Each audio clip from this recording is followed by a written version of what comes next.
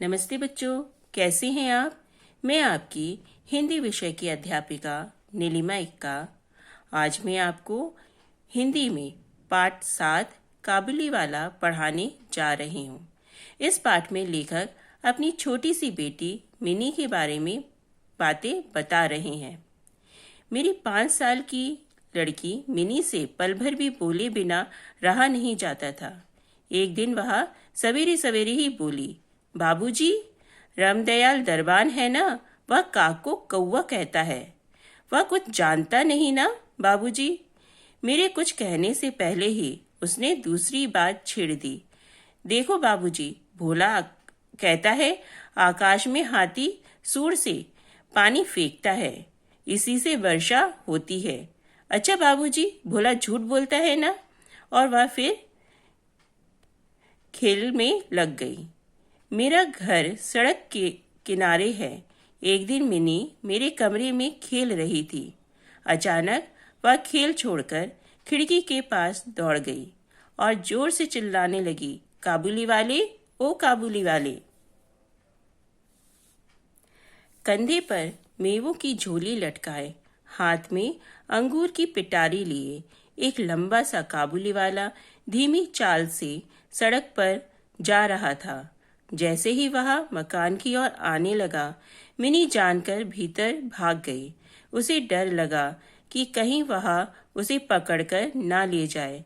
उसके मन में यह बात बैठ गई थी कि काबुली वाले की झोली के अंदर तलाश करने पर उस जैसे और भी 2-4 बच्चे मिल सकते हैं। काबुली वाले ने मुस्कुराते हुए मुझे सलाम किया। मैंने उससे कुछ सौदा खरीदा। फिर वह बोला, बाबू साहब, आपकी लड़की कहाँ गई? मैंने मिनी के मन से डर दूर करने के लिए उसे बुलवा लिया। काबुली ने झोली से किशमिश और बादाम निकालकर मिनी को देना चाहा, पर उसने कुछ न लिया। डर कर वह मेरे घुटनों से चिपट गई। काबुली से उसका पहला परिचय इस तरह हुआ। कुछ दिन बाद मैं किसी जरूरी काम से बाहर जा रहा था। मैंने देखा कि मिनी काबुली से खूब बातें कर रही थी और काबुली मुस्कुराता हुआ सुन रहा था। मिनी की झोली बादाम और किशमिश से भरी हुई थी। मैंने काबुली को अठन्नी देते हुए कहा, इसे यह सब क्यों दे दिया? अब मत देना। फिर मैं बाहर चला गया। कुछ देर तक काबुली मिनी से बातें करता रहा। जाते समय वह अठन्नी मिनी की झोली में डालता गया। जब मैं घर लौटा तो देखा कि मिनी की माँ काबुली से अठन्नी लेने के कारण उस पर खूब गुस्सा हो रही है। काबुली प्रतिदिन आता रहा। उसने किशमिश बादाम दे देकर मिनी के छोटे से हृदय पर काफी अधिकार जमा लिया। दोनों में बड़ी बड़ी बातें होती और वे खूब हंसते। रहमत काबुली को देखते ही मेरी लड़की हंसती हुई पूछती, काबुली वाले, ओ काबुली वाले, तुम्हारी झोली में क्या है? रहमत हंसता हुआ कहता, हाथी। फिर वह मिनी से कहता, तुम ससुराल कब जाओगी? इस पर वह उल्टे रहमत से पूछती, तुम ससुराल कब जाओगी? रहमत अपना मोटा घूंसा तान कर कहता, हम ससुर को मारेगा। इस पर मिनी खूब हंसती। हर साल सर्दियों के अंत में काबुली अपने देश चला जाता।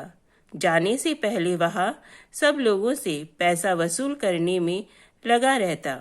उसे घर घर घूमना पड़ता, मगर फिर भी प्रतिदिन वह मिनी से एक बार मिल जाता। एक दिन सवेरे मैं अपने कमरे में बैठा कुछ काम कर रहा था। ठीक उसी समय सड़क पर बड़े जोर का शोर सुनाई दिया। देखा तो पाया कि अपने उस रहमत को 2 सिपाही बांधे ले जा रहे हैं। रहमत के कुर्ते पर खून के दाग हैं और सिपाही के हाथ में खून से सना हुआ छुरा।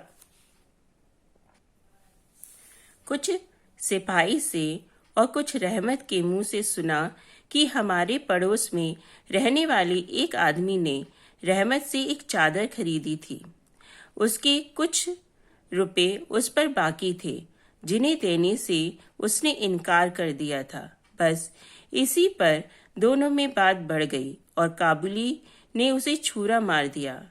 इतने में काबुली वाले कहती हुई मिनी घर से निकल आई। रहमत का चेहरा क्षण भर के लिए खिल उठा। मिनी ने आते ही उससे पूछा, तुम ससुराल कब जाओगे?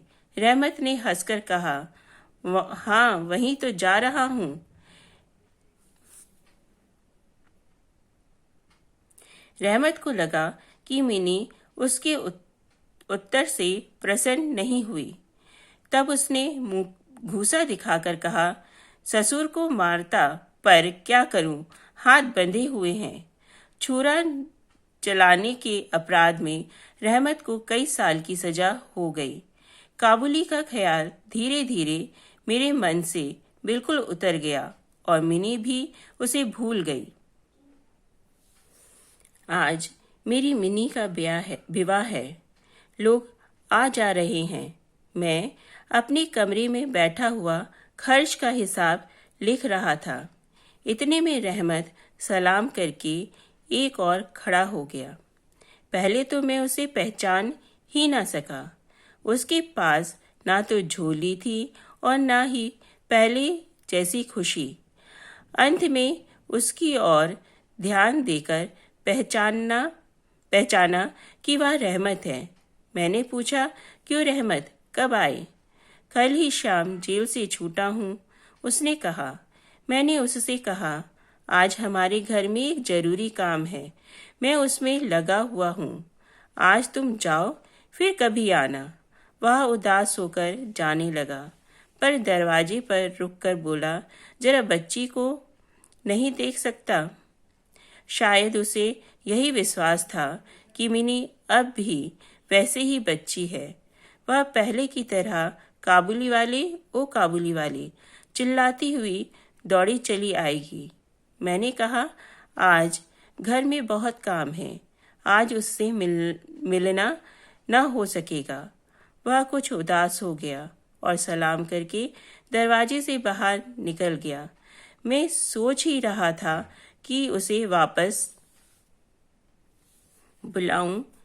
इतने में वह स्वयं ही लौट आया और बोला, यह थोड़ा सा मेवा बच्ची के लिए लाया था, उसको दे दीजिएगा।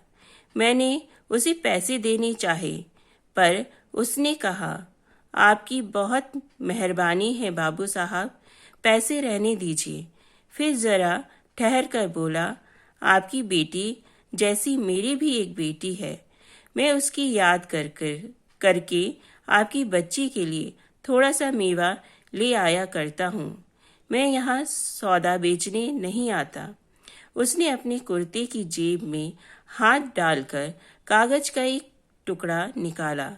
देखा कि कागज पर छोटे से हाथ ने नन्हे से पंजे की छाप है।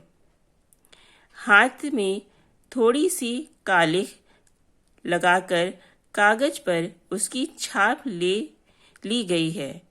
अपनी बेटी की इस याद को छाती से लगाकर रहमत हर साल कलकत्ते के गली कूचों में सौदा बेचने आता है। उसे देखकर मेरी आंखें भर आईं। सब कुछ भूलकर मैंने उसी समय मिनी को बाहर बुलाया। विवाह की पूरी पोशाक और गहने पहने मिनी शर्म से सिकड़ी मेरे पास आकर खड़ी हो गई। उसे देखकर रहमत वाला पहले तो सकपका गया, बाद में हंसते हुए बोला, लल्ली, सास के घर जा रही है क्या? मिनी अब सास का अर्थ समझने लगी थी। मारे शर्म के उसका मुंह लाल हो उठा। मिनी के चले जाने पर रहमत एक गहरी सांस भरकर वहीं जमीन पर बैठ गया। उसकी समझ में एक बात एकाएक स्पष्ट हो उठी कि उसकी बेटी भी इतने दिनों में बड़ी हो गई होगी। इन 8 वर्षों में उसका क्या हुआ, कौन जाने। वह उसकी याद में खो गया। मैंने कुछ रुपए निकालकर उसके हाथ में रख दिए और कहा, रहमत, तुम अपनी बेटी के पास अपने देश चले जाओ। बच्चों, इसमें लेखक अपनी बेटी के बारे में बातें बताई हैं। आपको इस पाठ से संबंधित कार्य भेजा जा चुका है। आप उसे अपनी अभ्यास पुस्तिका में लिखिए और याद भी कीजिए। अच्छा बच्चों, धन्यवाद। घर पर रहिए, सुरक्षित रहिए।